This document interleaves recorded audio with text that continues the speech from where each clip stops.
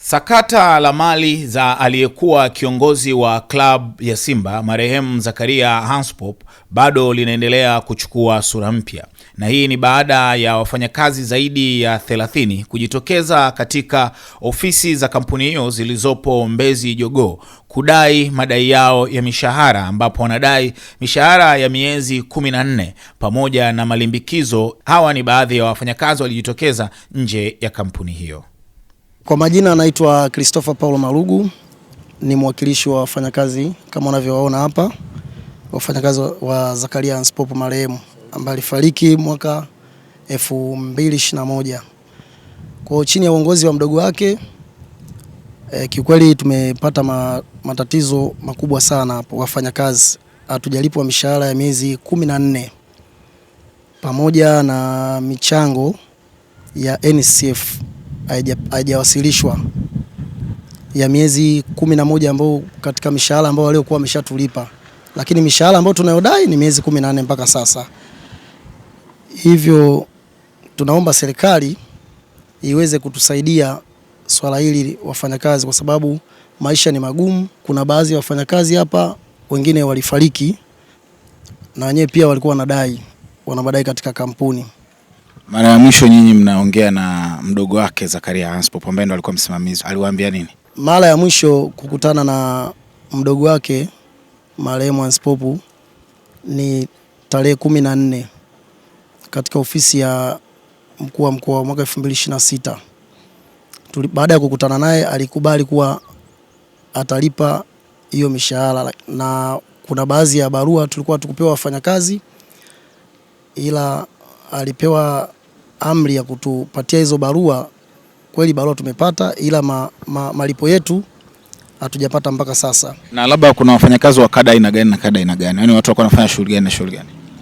Hapa katika kampuni hii kuna baadhi hapa, kuna madereva, kuna mafundi na kuna watu wa management. Na sasa hivi kuna mvutano kati ya mali kupigwa mnada, kuna issue ya mdogo wake na issue ya watoto wa Zakaria. Mmejaribu kufuata upande huu wa pili wa watoto wa Zakaria kusikia wenyewe wanasemaje labda? Tulijaribu kufuata uongozi wa wale watoto, lakini na kuwaelezea, wakasema kwamba ni kweli wanafahamu madai yetu, lakini wao hawahusiki na kutulipa wao. Kwa hiyo wamesema sisi tudili na kiongozi ambaye MD ambaye ni huyo babao mdogo.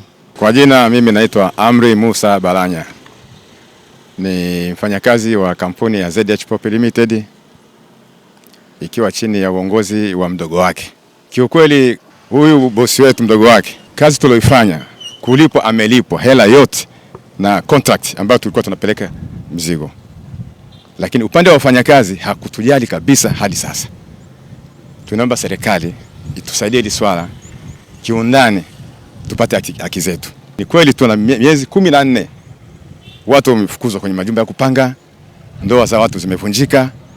Taarifa zote anazo na tuliongea siku ya kikao kwa mkuu wa mkoa, lakini alikiri atulipe hela yetu. Hii ni jasho letu sisi. Na wengi hapa mmefanya kazi kwa muda gani? Baadhi hapa wamefanya kazi kuna miaka 5, kuna miaka 10, kama mimi na miaka 11. Unaweza kunielezea labda kipindi Hanspop mwenyewe kiwepo, kampuni ilikuwa inaendeshwaje? Kulikuwa kuna vitu kama hivi vinatokea?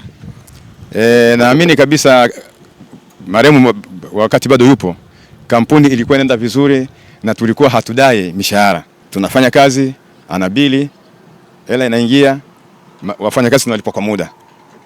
Na ameondoka tumdai. Mwenyezi Mungu amrehemu, amweke mara pema peponi wewe mzee watu.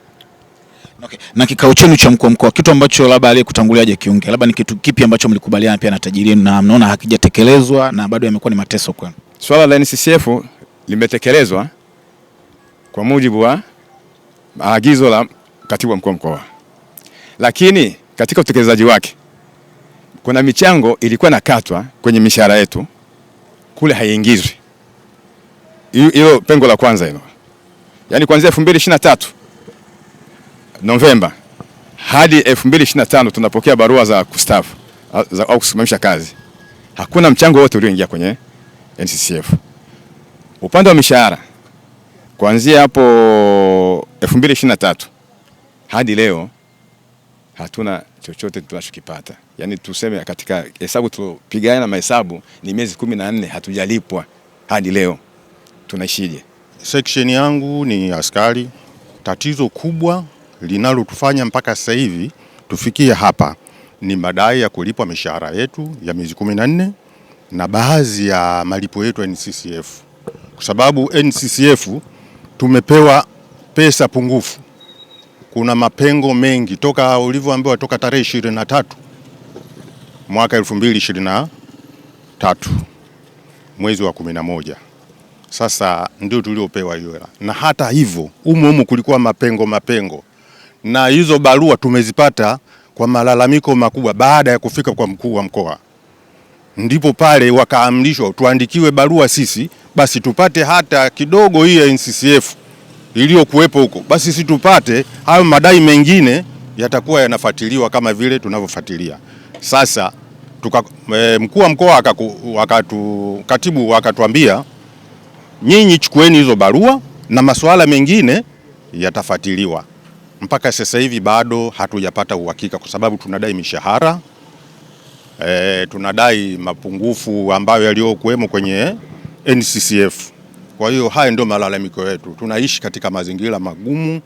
Kwa sababu hili swala liko kwa mkuu wa mkoa. Na bahati nzuri sisi tulikuwa tumeongea na makatibu. Na endapo kama swala hili litakuwa bado tatizo, itabidi tuwaombe makatibu tuonane na mkuu wa mkoa atusaidie zaidi kwa sababu tunakwenda kwa ngazi. Akishindwa kutueleza basi tutamtafuta kwenda hata kwa waziri mkuu akatusaidia hili tatizo. Tunaomba serikali tusaidie kwa hilo.